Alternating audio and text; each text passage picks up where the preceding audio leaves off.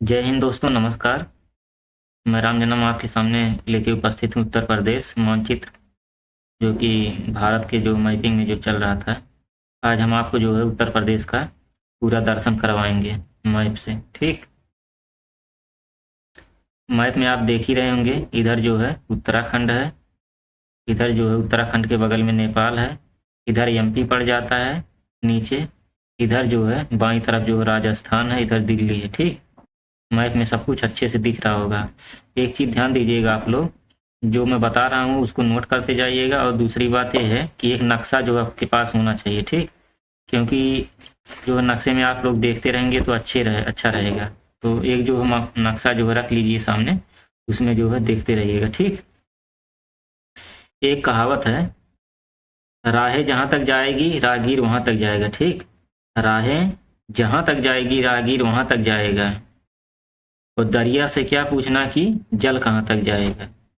राहें जहाँ तक जाएगी राहगीर वहाँ तक जाएगा, दरिया से क्या पूछना कि जल कहाँ तक जाएगा।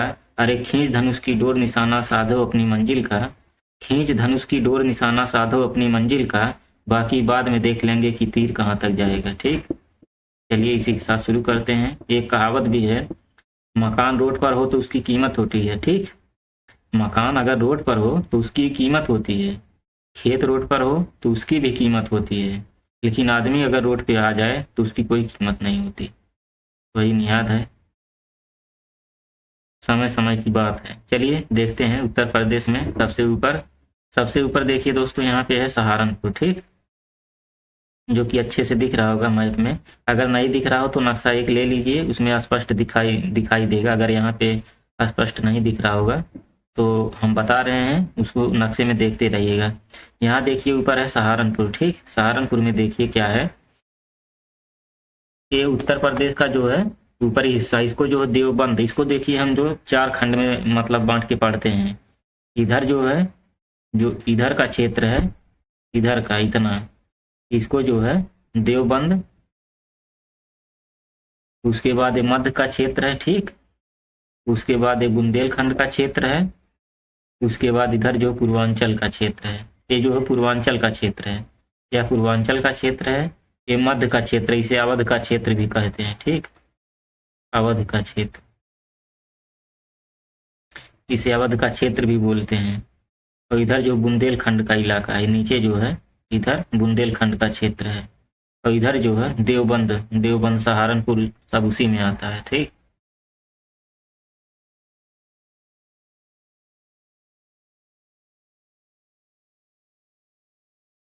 चलिए बताते हैं आपको। ये देखिए ऊपर है सहारनपुर। अब देखिए सहारनपुर में क्या है, यह भारत का सबसे बड़ा मदरसा दारुल उलूम है, जो कि देवबंद में ही है। मदरसा दारुल उलूम, मदरसा दारुल उलूम। एक कॉपी पेन ले लीजिएगा, नोट करते जाइएगा, क्योंकि एग्जाम में कहीं से भी सवाल आ सकता है।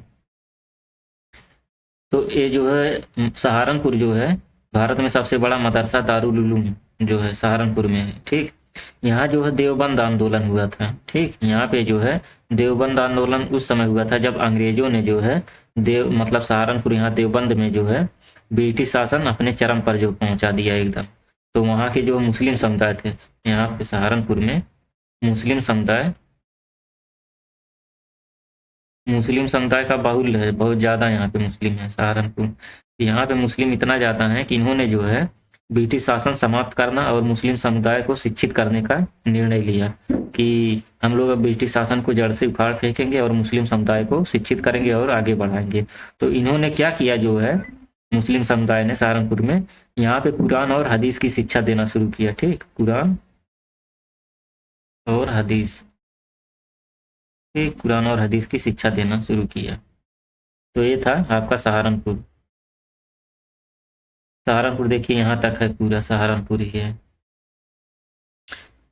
सहारनपुर एक जिला है पूरा, देखिए ये अलग कलर से है पूरा, यहाँ से यहाँ तक का ये सहारनपुर है। ठीक, उसके नीचे आप आएंगे तो देखिए लिखा होगा शामली। देखिए यहीं पे शामली लिखा है, नक्शे में देखते रहिएगा। ठीक, यहाँ पे देखिए शामली है।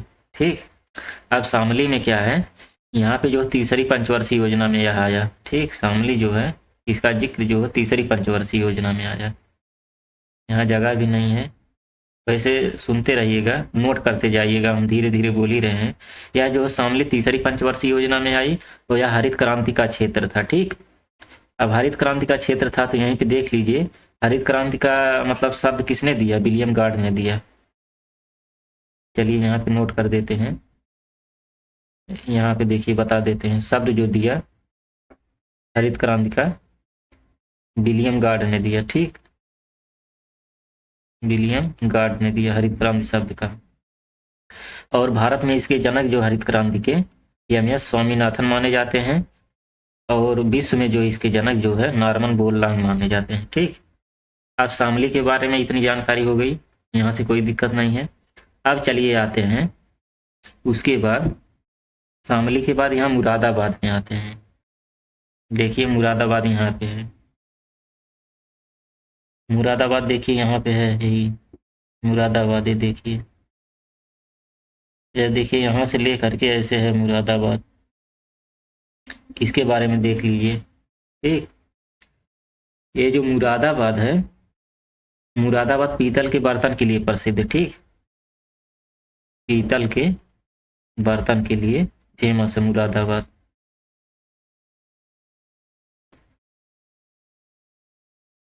ठीक, इसके बाद आप देखिए वहीं मुरादाबाद के नीचे है रामपुर।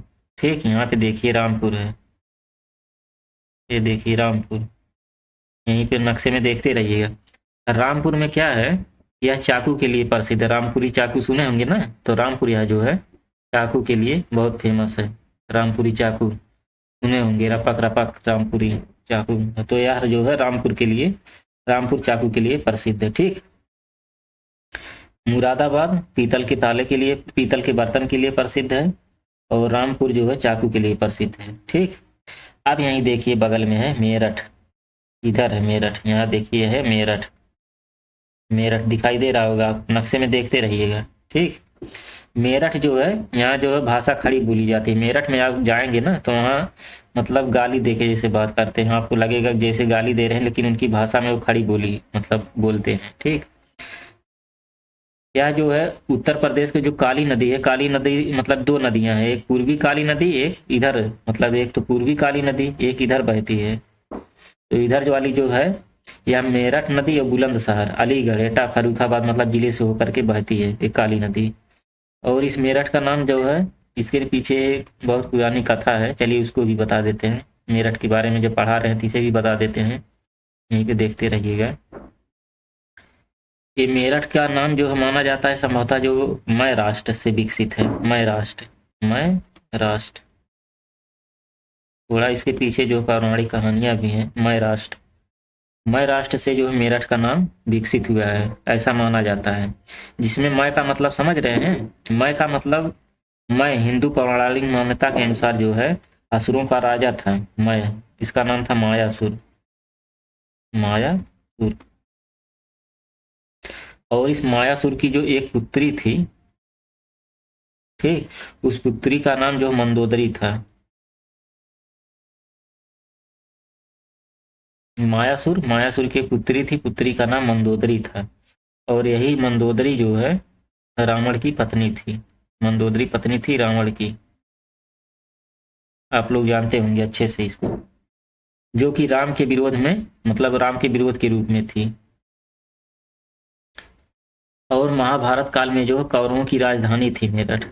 ठीक, महाभारत काल में जो मेरठ था कौरवों की राजधानी थी। अब यहाँ पे जगह नहीं है, लेकिन लिखते रहिएगा, इतना धीरे धीरे बोल रहे हैं, कोई दिक्कत नहीं होगा वैसे। तो महाभारत काल में जो है कौरवों की राजधानी थी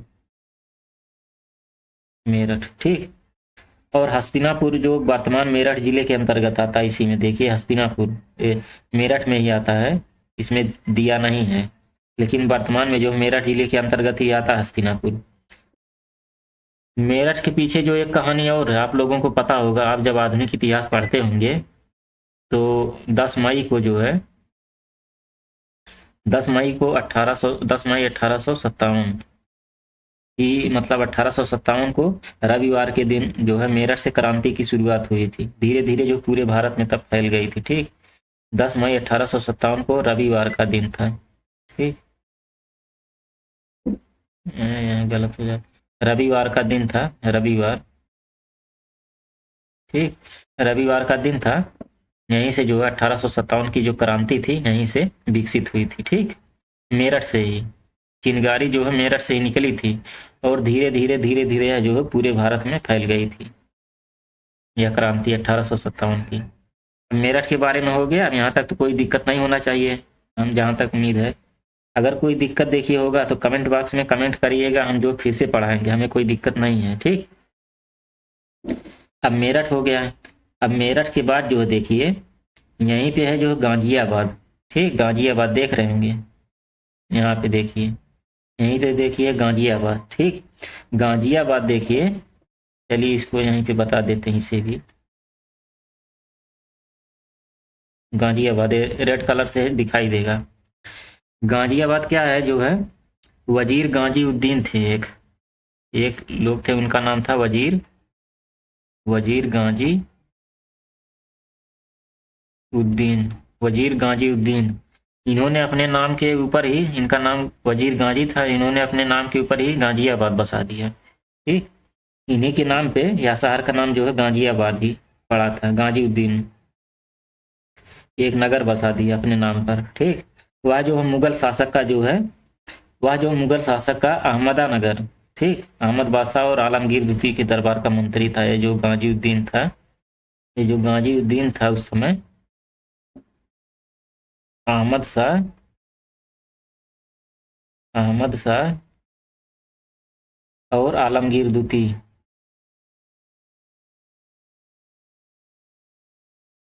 आलमगीर द्वितीय के जो है दरबार में मंत्री था यह। कौन? यही वजीर गाजीउद्दीन जो है इन दोनों के दरबार में मंत्री था। इतिहास पढ़े होंगे तो पता होगा। ठीक, और भारत के तेल इंजन उद्योग के लिए जो है सबसे प्रसिद्ध केंद्रों में से एक है गाजियाबाद। तेल इंजन,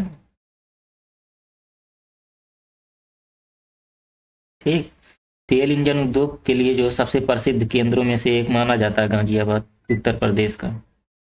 ठीक, अब इसके बाद चलिए बताते हैं, इसको मशीनरी पुर्जे और जैसे मशीन के निर्माण और निर्यात के लिए भी काफ़ी जाना जाता है। गाजियाबाद को जो है यह मशीनों का निर्माण करता है, बड़ी बड़ी मशीनों का निर्माण करता है।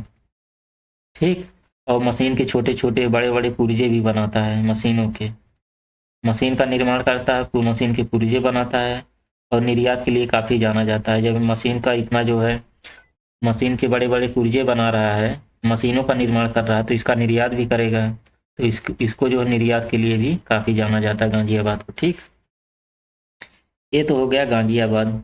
अब चलिए इसके बाद बताते हैं गाजियाबाद। अब उसके बाद गाजियाबाद में एक चीज़ और देखिएगा, यहाँ पर जो हिंडन एयरबेस जो है बस है, हिंडन एयरबेस एयरपोर्ट है यहाँ पे गाजियाबाद में, जिसका नाम हिंडन एयरपोर्ट है।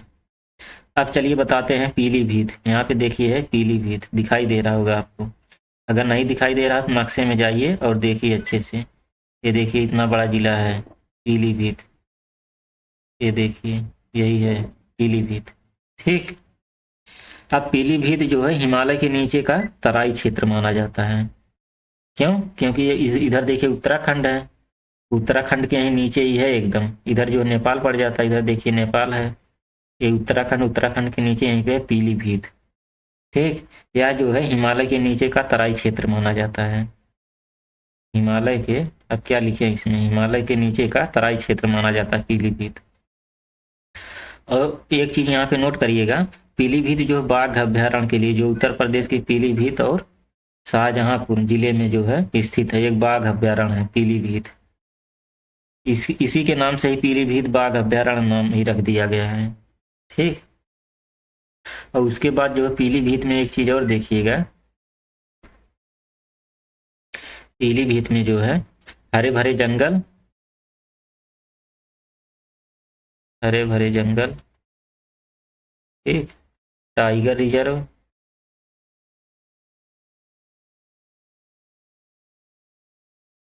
हरे भरे जंगल, टाइगर रिजर्व और बांसुरी निर्माण के लिए जाना जाता है। बांसुरी निर्माण के लिए जाना जाता है। कौन? पीलीभीत। और भारत में जो है 95% जो बांसुरी यही पीलीभीत से ही निर्माण होता है। यहीं से 95% बांसुरी जो है यहीं से निर्माण होता है। इसे बांसुरी नगरी भी इसीलिए नाम दे दिया गया है, पीलीभीत को बांसुरी नगरी, बांसुरी बांसुरी नगरी, बांसुरी नगरी नाम दे दिया गया है पीलीभीत को। सवाल बन सकता है कि उत्तर प्रदेश का कौन सा जिला जिसे बांसुरी नगरी के नाम से जानते हैं? तो आपका जवाब क्या होगा? पीलीभीत। ठीक, ये पीलीभीत तो हो गया। अब उसी पीलीभीत के नीचे देखिए बरेली है, बगल में देखिए बरेली है, सुना होगा नाम, बरेली झुमका गिरा रे बरेली के बाजार में, तो यही है बरेली। इसका पुराना नाम जो पांचाल प्रदेश था, यहाँ का जो है दही जलेबी मशहूर है, इसका पुराना नाम जो है पांचाल प्रदेश है। चलिए यहाँ ऊपर बता देते हैं, पांचाल, पांचाल प्रदेश इसका पुराना नाम है।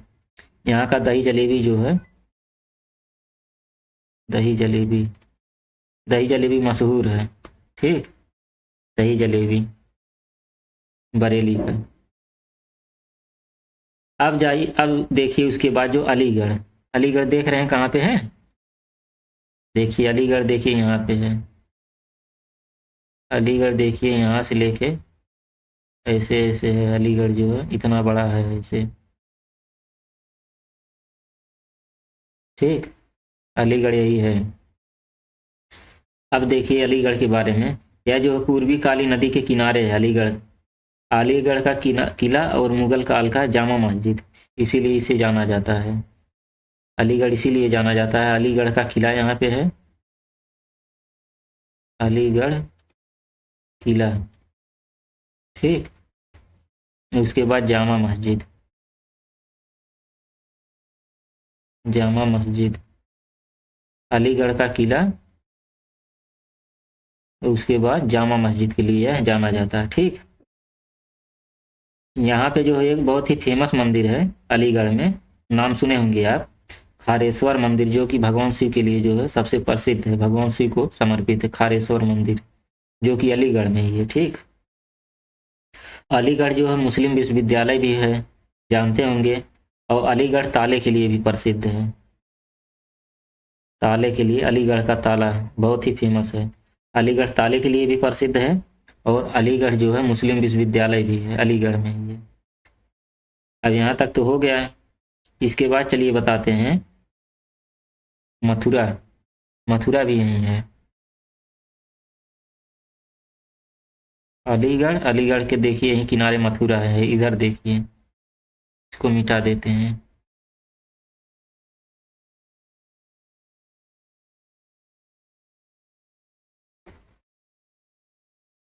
देखिए यही है मथुरा, ये यहाँ इतना बड़ा है मथुरा, देखिए।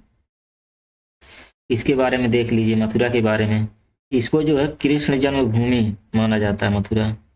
आप लोग जानते भी होंगे, सबको भी पता होगा मथुरा, जो कि कृष्ण जी का जन्म हुआ था यहीं पे मथुरा में, यहीं पे है, कृष्ण जन्मभूमि है यहीं पे। उसके बाद कंस किला है, कंस, कंस किला, कंस मामा, याद आ गया होगा कंस किला। और गोवर्धन पर्वत, राधा कुंड, मथुरा संग्रहालय, द्वारिकाधीश मंदिर, यह सब जो है प्रसिद्ध है मथुरा में। मतलब इसमें से कोई भी नाम आ जाए तो आप समझ जाइएगा मथुरा में, तुरंत जो है टिक मार दीजिएगा। कृष्ण जन्मभूमि, कंस किला, गोवर्धन पर्वत, राधा कुंड, मथुरा संग्रहालय, द्वारिकाधीश मंदिर, यह सब जो है कहाँ पे है? मथुरा में है, जो कि सब प्रसिद्ध है। उसके बाद देखिए फतेहपुर सीकरी। ठीक, उसके बाद जो है, चलिए बताते हैं फतेहपुर सीकरी। झांसी, जो झांसी देखिए यहाँ पे है, झांसी बता देते हैं झांसी के बारे में, या तो झांसी के बारे में भी बाद में देखेंगे, पहले जो है फतेहपुर सीकरी देख लीजिए। इसका पुराना नाम जो फतेहाबाद था, फिरोजाबाद, देखिए फतेहपुर सीकरी, देखिए यहाँ पे है फतेहपुर, देख रहे हैं, यही है फतेहपुर सीकरी। इसका जो है पुराना नाम फतेहाबाद है, जिसे जो है बादशाह अकबर ने दिया था, बादशाह जो है अकबर ने इसका नाम दिया था। ठीक, और इसी के बगल में देखिए फिरोजाबाद, बार बार आ जा रहा है। फिरोजाबाद देखिए यहाँ पे है, मिला? नक्शे में देखते रहिएगा, सब कुछ मिलेगा, जो जो हम बता रहे हैं सारा कुछ मिलेगा। अगर नहीं मिलेगा तो नक्शे में वहीं एक बगल पेंसिल से ही लिख लीजिएगा। ठीक, जो फतेहपुर सीकरी हमने बताया, देखिए फतेहपुर सीकरी यहाँ पे है, ये केवल फतेहपुर है, फतेहपुर सीकरी देखिए यहाँ पे है। यहाँ ये जो फतेहपुर सीकरी, इसका पुराना नाम फतेहाबाद था, जिसे जो है बादशाह अकबर ने दिया था। ठीक, बादशाह अकबर ने दिया था, या फतेहाबाद है, फतेहपुर है, लेकिन फतेहपुर सीकरी देखिए यहीं किनारे है, राजस्थान के किनारे एकदम।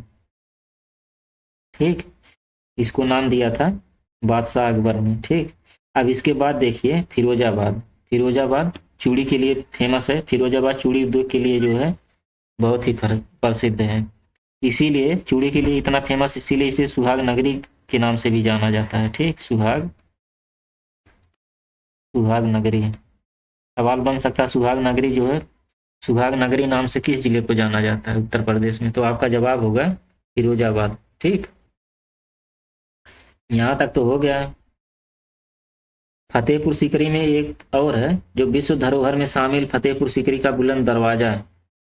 फतेहपुर सीकरी में एक दो पॉइंट और नोट कर लीजिए। फतेहपुर सीकरी में जो है बुलंद दरवाजा, जो मुगल बादशाह अकबर ने जो है गुजरात पर जब चढ़ाई किया था, मुगल बादशाह अकबर ने जो है जब गुजरात पर जो है चढ़ाई किया, तो गुजरात पर जब जीत हासिल किया तो उसी के खुशी में जो है अपना एक जो है बुलंद दरवाजा नाम का एक जो है बनवाया था, अतः इसीलिए इसे विजयनगर भी कहते हैं। ठीक, विजयनगर के नाम से भी इसीलिए जानते हैं।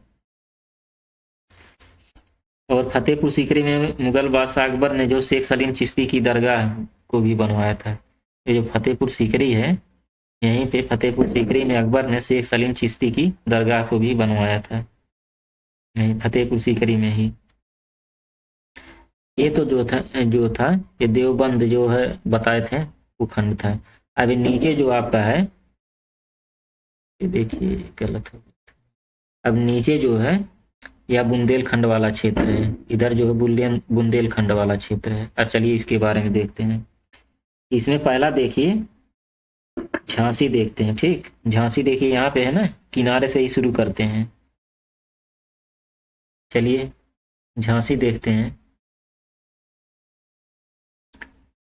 झांसी में क्या है, आप इतिहास पढ़े होंगे, झांसी की रानी यहीं की थी, जो झांसी जिला है यहीं की रानी थी झांसी की रानी।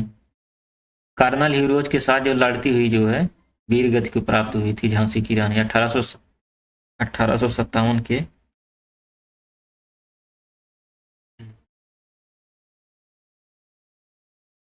स्वतंत्रता संग्राम में।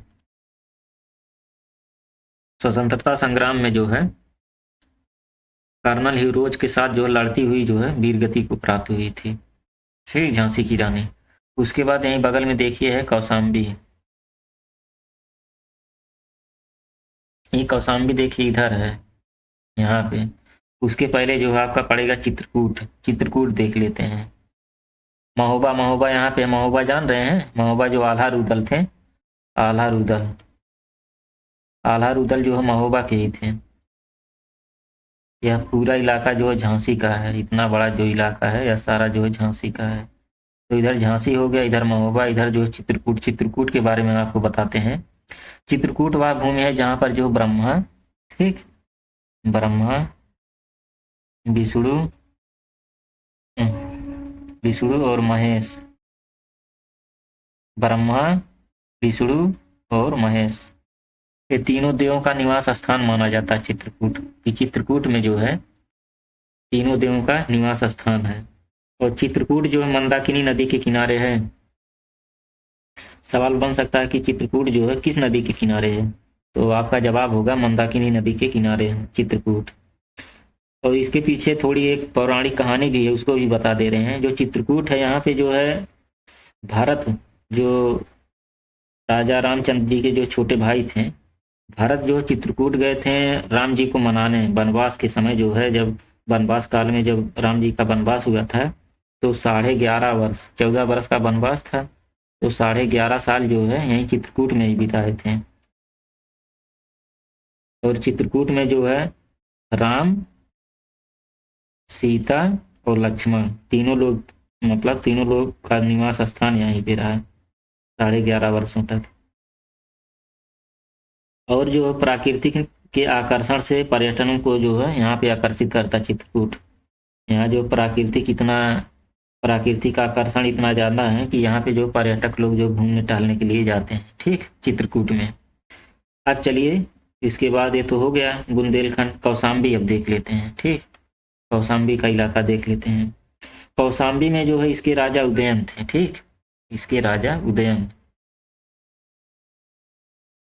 उदयन कौशाम्बी के राजा उदयन थे, जो संस्कृत व्याकरण के लिए प्रसिद्ध आचार्य कात्यायन ऋषि का जन्म हुआ था यहीं पे। जो कात्यायन ऋषि थे, संस्कृत व्याकरण के जो प्रसिद्ध आचार्य माने जाते थे, यहीं कौशाम्बी में ही हुआ था। और यहाँ कौशाम्बी के राजा उदयन थे। इतना तो हमें लगता है सब कुछ समझ में आ गया होगा। देखिए, अब नक्शे में सब कुछ लिख करके बताना संभव नहीं है, क्योंकि इसमें सब खराब हो जाएगा। जो इसमें नक्शे में लिखा है यही मतलब मिट जाएगा। तो हमने यही कोशिश किया है कि जो जो एकदम मेन था उसको नोट कर दिया, लिख दिया, और जो बता रहे हैं उसको नोट करते जाइए, ठीक। या कहीं मिलेगा नहीं जल्दी, तो नोट करते जाइए जो बता रहे हैं और लिखते जाइए। इसीलिए हम जो देखिए धीरे धीरे जो बता ही रहे हैं, तेजी से नहीं बढ़ रहे हैं आगे, ठीक।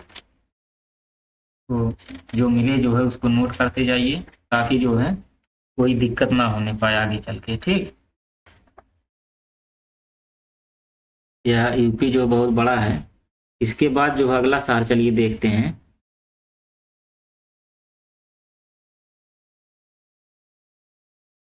इसके बाद जो चलिए देखते हैं लखनऊ, जो कि राजधानी मानी जाती है।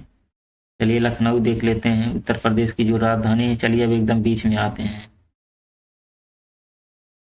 यहाँ देखिए लखनऊ है, जो कि इतना बड़ा है, आप लोगों को दिख रहा होगा नक्शा में।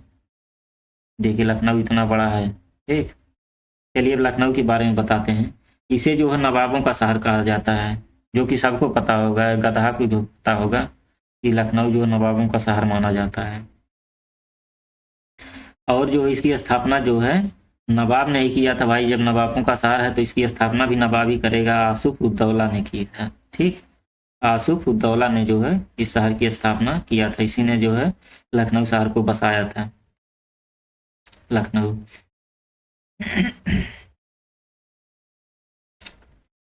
उसके बाद लखनऊ तो हो गया, इसे उत्तर प्रदेश की राजधानी माना जाता है। अब चलिए इसके बाद देखते हैं। इसके बाद चलिए देखते हैं यहीं जो है अयोध्या है, यहीं पे है, बगल में है।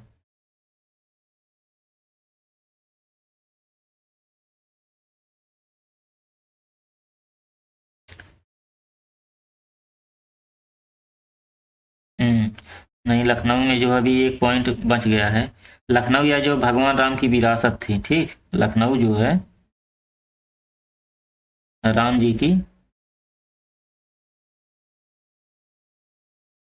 विरासत थी, लखनऊ, जिसे अपने भाई लक्ष्मण को समर्पित कर दिया था। जो राम जी ने अपने जो है लक्ष्मण ने भाई जो है लक्ष्मण जी को जो है दे दिया था लखनऊ को। अतः इसे लक्ष्मणपुर, लखनपुर, प्राचीन कौशल राज्य का हिस्सा जो है, बाद में इसे लखनऊ बना दिया है। तो लखनऊ का नाम ऐसे नहीं पड़ा, ठीक।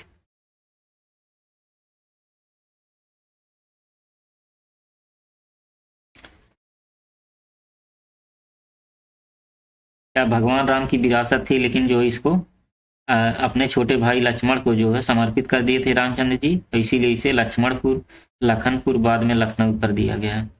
प्राचीन कौशल राज्य का यह हिस्सा था लखनऊ। और यह कहाँ पे बसा है? गोमती नदी के किनारे बसा है। गोमती नदी के किनारे लखनऊ बसा है, जो कि देखने पे जो है पानी बहुत खराब लगता है, काला काला सा है पानी। तो उत्तर प्रदेश की राजधानी माना जाता है, बता भी दिए हैं। अब चलिए देखते हैं, अमेठी यहीं पे है, ठीक। अमेठी आपको दिख रहा होगा, देखिए यहीं पे है।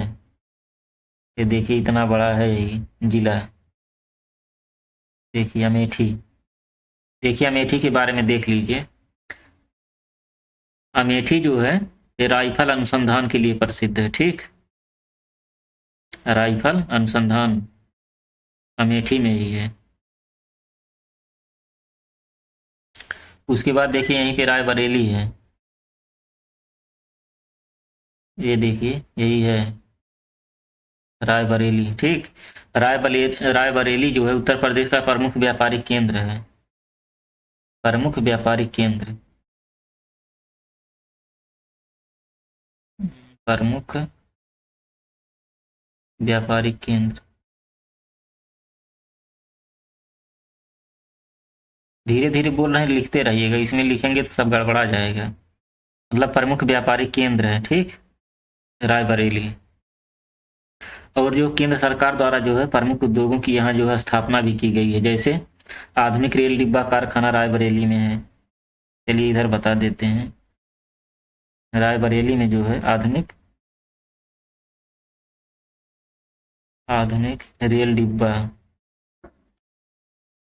रेल डिब्बा कारखाना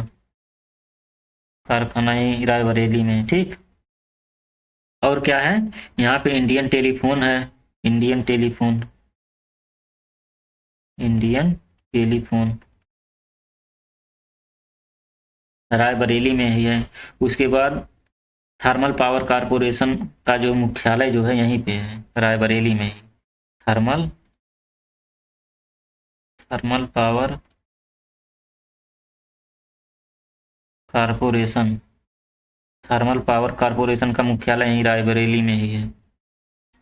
ये तो जो है रायबरेली हो गया। ठीक, अब चलिए देखते हैं कानपुर। रायबरेली के यहीं बगल में है कानपुर, कानपुर यही है, दिखाई दे रहा है ना। चलिए कानपुर के बारे में जान देखते हैं। चलिए कानपुर के बारे में बताते हैं। कानपुर जो है यार गंगा नदी के उत्तर प्रदेश का सबसे बड़ा औद्योगिक क्षेत्र चमड़ा उद्योग, और गंगा नदी के किनारे भी बसा है। ठीक, गंगा नदी के किनारे बसा है, और यहाँ पर चमड़ा औद्योगिक क्षेत्र सबसे बड़ा जो है उत्तर प्रदेश का सबसे बड़ा औद्योगिक क्षेत्र चमड़ा उद्योग, चमड़ा उद्योग जो कि सब उत्तर प्रदेश का सबसे बड़ा औद्योगिक क्षेत्र माना जाता है। और दलहन अनुसंधान केंद्र, दलहन अनुसंधान केंद्र कहाँ पर है? कानपुर में ही है। सवाल पूछ सकता है कि दलहन अनुसंधान केंद्र कहाँ पर है? कानपुर में, जो कि पूछा भी है कई एग्जामों में सवाल छोटे छोटे, तो जानते रहेंगे तो दिक्कत नहीं होगा आपको। ठीक, कानपुर हो गया। अब कानपुर के बाद चलिए दूसरी जगह आप चलते हैं। कानपुर के बाद अयोध्या चलिए ले चलते हैं, आपको अयोध्या घुमा दें। फैजाबाद, फैजाबाद यही है अयोध्या, देखिए यही है। इधर बगल में सुल्तानपुर है, इधर अकबरपुर है, यही देखिए है फैजाबाद। ये देखिए जिसका अब नाम बदल के जो है अयोध्या कर दिया गया है। ठीक, चलिए बताते हैं।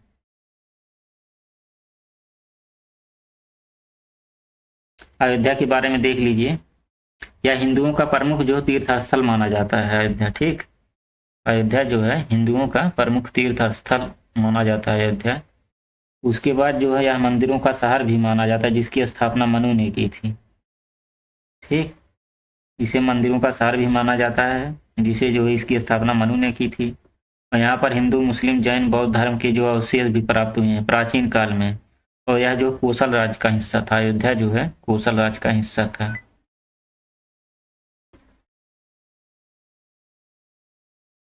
कोसल राज्य का हिस्सा था अयोध्या। ठीक, प्राचीन काल में कोसल राज्य का यह हिस्सा माना जाता था, जिसकी राजधानी जो है साकेत थी। कोसल राज्य का हिस्सा था जिसकी राजधानी साकेत थी। यहाँ तक तो हो गया, यहाँ तक कोई दिक्कत नहीं होना चाहिए। और एक चीज और ध्यान दीजिएगा, इधर अयोध्या को जो है मंदिरों का शहर इसलिए कहा जाता है क्योंकि जो है यहाँ पर जो है कई देवताओं के मंदिर मतलब हैं। यहीं पर जो है अयोध्या में कई देवताओं के मंदिर हैं, इसीलिए जो है सबसे ज़्यादा मंदिर शहरों में ही है, इसीलिए जो है मंदिरों का शहर भी बोला जाता है। मंदिर यहाँ पे बहुत ज़्यादा, बहुत ही काफ़ी मात्रा में है। एक चीज़ आपको और बता दें, कुंभ मेला बता दें, इस समय जो कुंभ भी लग रहा है प्रयागराज में, तो आपको जो है कुंभ मेला भी बता दें। ध्यान दीजिएगा, कुंभ मेला जो है 4 जगह लगता है, ठीक। कहाँ कहाँ बता दे रहे हैं। पहला जगह है जो प्रयागराज में, ठीक। प्रयागराज में पहली जगह। और दूसरा जगह जो है हरिद्वार में। प्रयागराज प्रयागराज हरिद्वार। और तीसरा जो है उज्जैन में लगता है, नासिक। उज्जैन में जो है महाकुंभ लगता है। और चौथा जगह वह है नासिक। और हाँ, चौथा जगह नासिक है,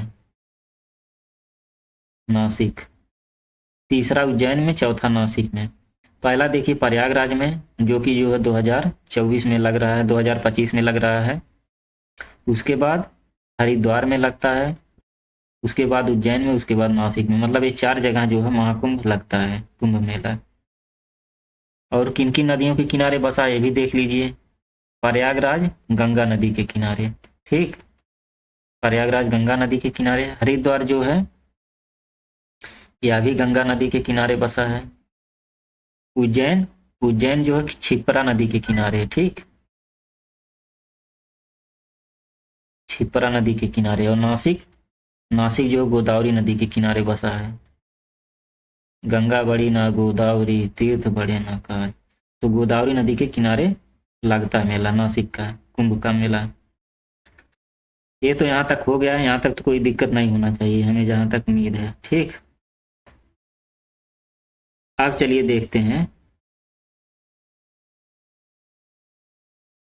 यहाँ तक तो वैसे हो गया। अब चलिए उसके बाद बताते हैं श्रावस्ती। या तो वीडियो लंबा हो रहा हो तो दूसरे में बता दें। चलिए दोस्तों, वीडियो लंबा ज़्यादा हो जाएगा। अब हम इसको जो दूसरा भाग जो है अगले वीडियो में बताते हैं, नेक्स्ट वीडियो में, ठीक। तब तक के लिए जय हिंद दोस्तों, नमस्कार। मिलेंगे नेक्स्ट वीडियो में।